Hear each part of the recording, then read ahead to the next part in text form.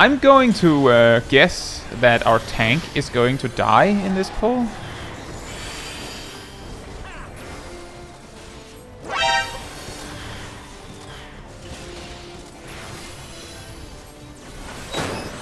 Yep, that was a sting. That was a sting.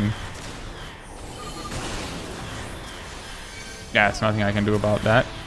Welcome back to the Mentor Roulette grind. This time, we're back in the chaos of stream highlights. And this set was on a Tuesday evening during the early parts of the recent Mock-Tome event. So, surely we'd expect a lot of Mock-Tome related duties. Praetorium, anyone? But the duty distribution does not lie. 0 MSQ roulettes. That said, for Duty 1, we went to Origenics as Paladin, and the dancer knew me. Hello! This dungeon has some of the weirdest pacing among leveling dungeons, with very random times where you get a particularly chonky pull, and other times where you only get to pull one measly pack. That doesn't change the fact many of these pulls can be really awkward, so let's talk about that. The first part of the dungeon features 2 really big packs that can be pulled together, followed by 1 regular pack. For this reason, you can definitely get away with going all in on your defensive tools for the first big pull. Of course, use your cooldown smartly, but Rampart and your 40% can feature in this pull just fine. You will not need them for the next one. For the regular pack that follows, take note that the G9 is ranged while the S9s are melee, so tank near the G9. For the first boss, a common question is whether there is a pattern to its half-room cleaves. As far as I know, there is not, and the best you can really do is assume the whole section of the room each cleave can hit will be hit. Sometimes you might be lucky though. For the second part of the dungeon, a general tip. If you're approaching a section where mobs suddenly aggro you and you want to use sprint for the pull, lean towards sprinting too soon rather than being too greedy. If you sprint 1 second too late, you only get 10 seconds. If you sprint too soon, you still have 20 seconds of sprint, so you will probably get at least 10 seconds during the pull. Eventually, you will learn the best timing, but lean towards too soon. In this specific case, the enemies engage you when you touch the wall, so it can be a sort of training ground for this technique. For the second pull, the enemies will also run at you when you enter this octagonal area. Take note the G10 is ranged, so tank near it. The third part is where the pacing really gets weird. 1 pack at a closed door, it will not open without clearing the pack. Remember the G9 is ranged. Then a 2 mob pack, again, door closed. The G10 is ranged. And then finally 2 Iborgs, but this time if you approach the next door, it will open, revealing the turtle. A confusing detail about the turtle is that it is immune to stuns, specifically while it is casting its stomp move, meaning the specific time where you would want to stun it. Alternatively, a caster can sleep it during it, or if you're feeling confident, even a DPS can survive the stomp straight. Last option is run away. Thanks to this weird AoE pull pacing, this dungeon tends to take a lot longer than the average leveling dungeon. But we still made it through just fine. For Duty 2, we went to Neverreap as Scholar. Unless you played in actual Heavensward, it is likely you have either never seen this dungeon before, or maybe once or twice. Overall, the duty went well, although there were some points where I would have liked our tank to use a bit more defensive cooldowns. But, to be fair, they were at least using their cooldowns. In the second part of the dungeon, we, apparently, decided to do the pull I highlighted as one of the hardest wall-to-wall pulls in a previous video. The Divine Vespa, bees, in this area are not mandatory to fight, although it is incredibly unlikely you would be able to skip both. The reason why you might want to skip at least one though, is that the Divine Vespa has access to Final Sting, which certainly will kill the tank while they fight other things, unless they use an Invuln. So what happens is that I predict this, but stand my ground just the same. But when I see the tank die, instead of trying to raise them up, I just start running back towards where we came from, to keep the pull going for as long as possible so the mobs don't reset. The tank respawns and makes their way back. When I make it to a dead end, I take a curved path to try and stay out of melee range of the enemies as much as possible, while I get myself more running space. Eventually, I go down too, but as I was tanking and not the Reaper, they were able to keep the fight going until the Paladin returned. it's not a wipe until the mobs reset. For duty 3, we went to Sephirot normal as Black Mage. In this level range, the Black Mage rotation is either 11 or 12 GZDs in a sort of loop, depending on whether you choose to finish Astral Fire with Flare or not. Both options can be optimal depending on your situation, as doing so is in a vacuum considered a minuscule DPS loss, but can also be a damage gain if it aligns with raid buffs, or if it happens to allow you to skip an Umbral Ice Step at the end of the fight or some such. Additionally, it is worth remembering that Thunder's duration is 27 seconds in this level range, and 11 GZDs with no spell speed is 27.5 seconds. This is convenient because Thunder is your only solid option to finish your Astral Fire state with an instant spell to transpose Swiftcast Blizzard 3 for a small gain too. Of course, you also have ley lines and your GZD might be faster, which is where it is worth keeping in mind that finishing with Flare or reapplying Thunder a bit early are both options to ensure this little trick you can use once per minute. Anyway, much more importantly, this run featured the most Black Mage accommodating teammate you could ever have, as we three stand together around my ley lines, all get spread markers, and guess who is the only player that doesn't move an inch? That's right, baby, it's me, the Black Mage. Nice to meet you. And this fight went very nice and fiery smooth. For duty 4, we went to Underkeep as Samurai. This run had a couple mess-ups. On the first boss, our healer suddenly disconnects, which leads to the machinist also dying.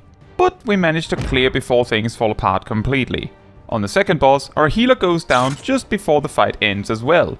And on the final boss, they go down within the first 20% of the fight. We tried to push on regardless, but eventually the machinist goes down to a combination of unavoidable damage and vulnerability stacks. As the paladin and I continue to push through, I imagine the tank is panicking or is not used to playing a bit out of the box, as they could probably have held on for much longer if they simply chose to use Clemency more. Not that the 4 Vuln stacks helped. On the run back, we get 0 deaths, a nice turnaround.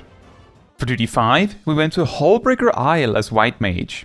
Overall, the duty went just fine. However, all 3 bosses have some weird and unusual mechanics, including the final boss, that tends to catch parties off guard by just pure confusion.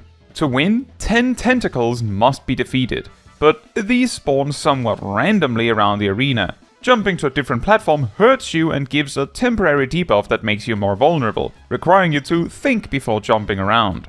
At the same time, players will also be targeted with spread markers that need to be taken away. All of this can easily mean the party is out of range of the healer, and sometimes the best you can do is try to move towards the center of the arena so the healer is more likely to be able to reach you when you need help. In the confusion of this fight, our samurai eventually goes down, but aside from that, we do manage. For duty 6, we went to M4N, Wicked Thunder, as a ninja. The fight goes fine with only a few deaths, but my performance on the burst is not perfect. Just as an example, I drift Dream Within a Dream on almost every burst opportunity, which eventually leads Dream to land outside Kunai's Bane by the end of the fight.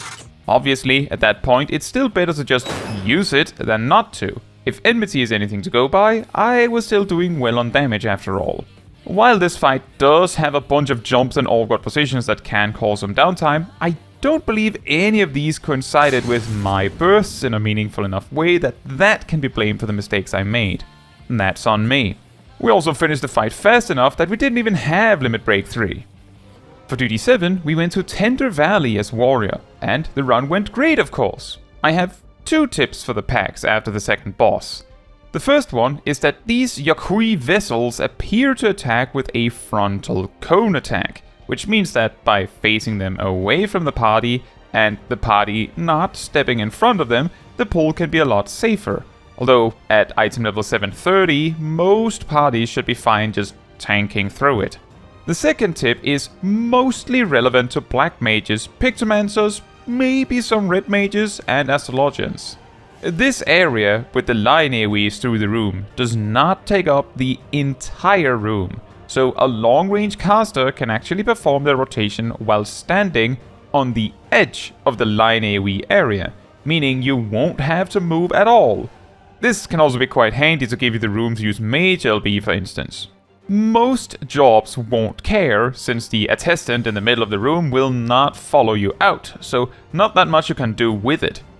For duty 8, we went to Tinder Valley again, as Gunbreaker, and Fern from the chat sniped me with Mentor Roulette too. A common mistake I make on the first pull in max level dungeons as Gunbreaker is that I will almost always, in my hurry to get No Mercy started, accidentally goof up the AoE burst itself, like somehow breaking the Lionheart combo early, or whoops, spend all my cartridges on Fated Circle and then remember Double Down exists. Really silly stuff like that.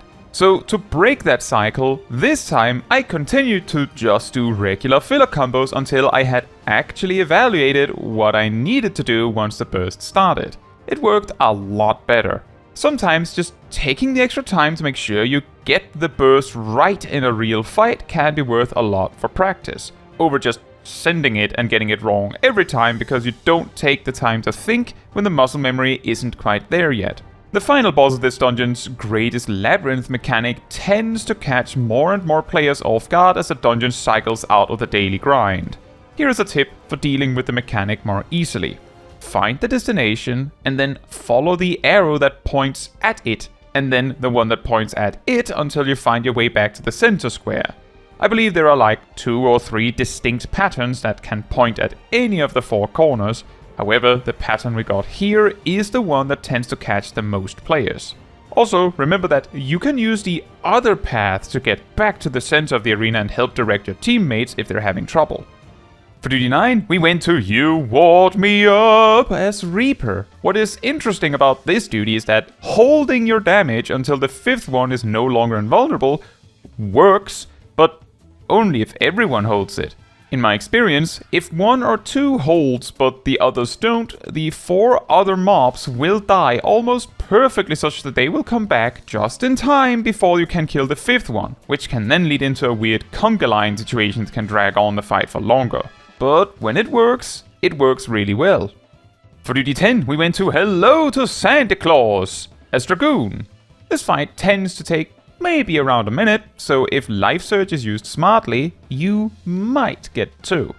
You'll probably only get 2 jumps, and Lance Charge you should really make count. Although, in the case of all of them, just use them properly in the opener. That is really all you can do. For duty 11, we went to Rathalos Extreme as Astrologia, and Fern is here again. Apparently, the tank in this group is spamming this duty. My advice for healers in this fight is that in phase 1, you should be extra generous with your healing options, as this can help your team preserve their potion charges for phase 2, and that would be the dumbest way to wipe to run out of those. For a more general tip, I would recommend going all out on attack cooldowns in phase 1. This should be obvious, but there is a particular reason for it. This is because once phase 2 starts, Rathalos will be taking minuscule damage until he gets grounded again, and grounding him requires simply attacking him. Exactly what works and what doesn't I'm not sure about, but I have been told it is only GZDs that affect the gauge, so wasting valuable cooldowns during this time isn't worth the effort. Instead, holding your burst for whenever he's grounded, even if it means it takes a little longer, may be preferable. From the healer's perspective, in phase 2 especially, make sure you make frequent use of Ashuna. It is a lot more powerful in this phase than you'd expect. Another final little detail is that barriers that don't scale directly with healing done also work. This means, for instance, that an Astrologian Spire works, and that barrier benefits from healing increasing effects too. For this group, we made it through with only 1 unlucky death from getting double punched. For duty 12, we went to Ravana as Viper. There isn't much you can do as Viper here aside from just doing your 1-2-3s. During the butterfly phase, try to make sure you keep the GZD rolling while you run between butterflies, although this can lead to you being a bit late on them. Speaking of which, this specific run we got to see what happens if you are too slow on the butterflies. Each butterfly that is allowed to get their cast off summons a blade for Ravana. The blades don't do anything initially, but just before you rejoice in the glory of combat, Ravana will hit the raid with raid-wide damage, applying a Vuln stack once per extra blade, which can make this final raid-wide very scary, even on normal. We of course still cleared just fine. For duty 13, we went to Enemy Stronghold Detected as Dancer. In this type of content, Dancer is absolutely banana sandwiches turbo bonkers, and I don't think any other job even comes close. The reason is that Dancer's AoE is already quite impressive in this level range, but it is usually reined in a tiny bit by the fact AoE pulls take long enough that they have to rely on their much more reasonable windmill once standard finish is cast. But in a guild test like this, the standard finish tends to completely decimate the pack outright, leaving only scraps for windmill to worry about. Like using a rocket to kill a fly, and that's despite us only getting 3 standard finishes. For Duty 14, we went to For the Peace of the Kingdom, for Queen and Country, as Machinist. This is the 3rd time in this set that we get 2 oddly related jobs in a row. What made this specific duty rather awkward was the fact everyone except the tank eventually fell asleep, and even got chain slapped too, really drawing out the duty. What makes Machinist pretty strong in this specific duty is that you can use the whole first section of the duty building heat gauge if you aren't sleeping, and then just ram one hypercharge after the other on the final boss, allowing a more concentrated burst that most jobs don't really have the options to do in this level range. Somehow, despite all the sleeps that went through, no one died. Also, we had our Lancer at level 36. And finally, for Duty 15, we went to Fist of the Sun as Dark Knight. This fight actually has a lot going on. Right at the start, the boss becomes a big hulking monster, and if the main tank gets punched 4 times in a row, they become stunned and is hit by a much stronger punch that, unless you mitigate it pretty hard or use an Invuln, straight up kills you. The intended solution is to have the off-tank provoke after 2 or 3 punches, but many tanks simply don't know that. Specifically for Dark Knights, this can be extra scary because while using Living Dead will ensure you won't die, your healers might not realize you can't heal yourself up fast enough to survive Walking Dead when you're stunned for half of its duration. So good old mitigation will have to do it, and it thankfully works in this case. For other mechanics, a few times throughout the fight, bombs will drop down on the arena, which requires a gorilla to push away. To enable access to have a player become a gorilla, the machines must be charged, which is done by having a player stand in the center circle and taking damage willingly. Just enough to charge it long enough for someone to become a gorilla. The second time the boss becomes a hulking monster, he will spam raid wides that apply Vuln stacks, and so you need to turn into a bird, which is done in the same way as a gorilla. In that same Hulk phase, he will finish off with another punch combo. In our team, we resolved this by my co-tank just using cover on me when I got stunned, which was quite unexpected. But it worked. Admittedly, me just slamming defensives, or them provoking, would probably have worked better, but hey, I didn't die.